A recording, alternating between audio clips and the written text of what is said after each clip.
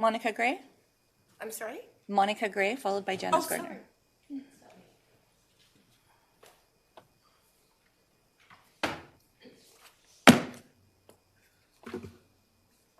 How's it going? Long time no see, everybody. It's nice to be back in person.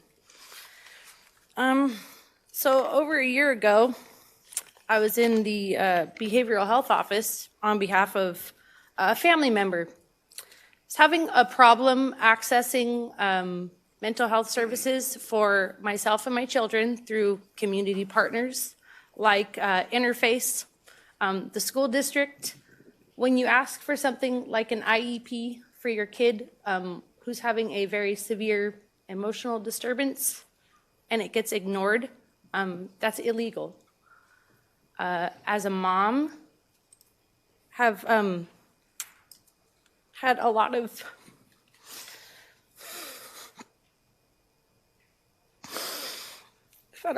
difficulty accessing the most basic services for my kids. My son's had 3 heart surgeries, and he had a heart transplant. I'm only one person, and I can't do it all alone. So when I needed help, I asked for it.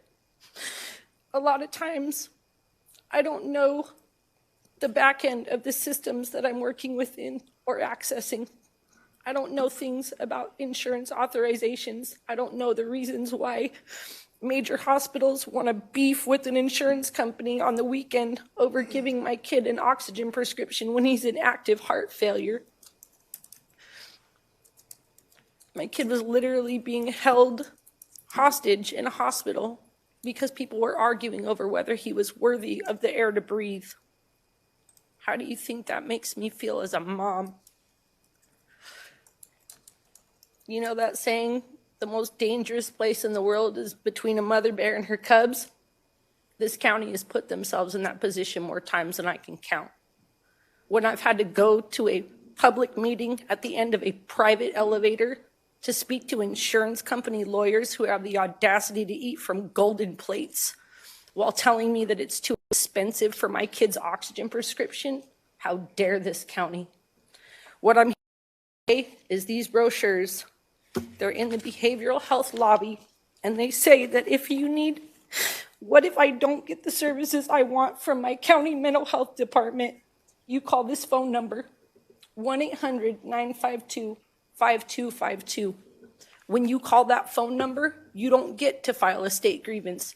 You get the customer service department for the sleep number bed. Let me repeat that. This brochure was misprinted, and I alerted this county and several parts of this. I alerted behavioral health admin. I called the crisis team. Someone named Jonah and the crisis team actually laughed at me when I was telling him, hey, you know that this number's wrong?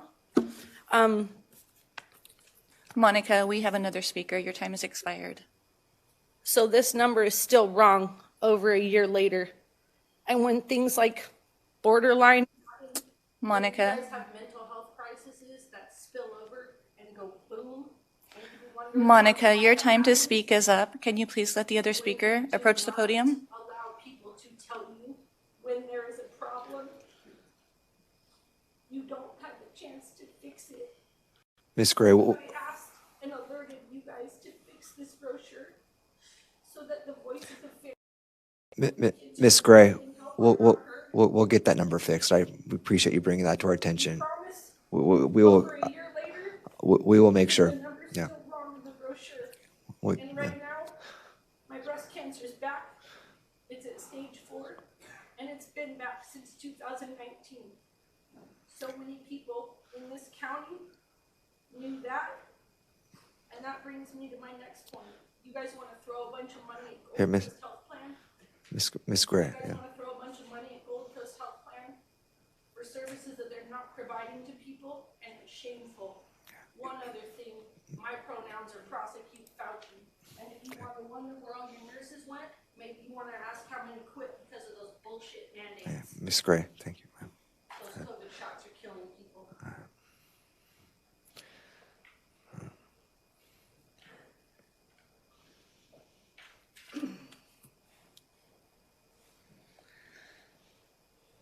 Our next speaker is going to be Janice Gardner, who's here with us in person.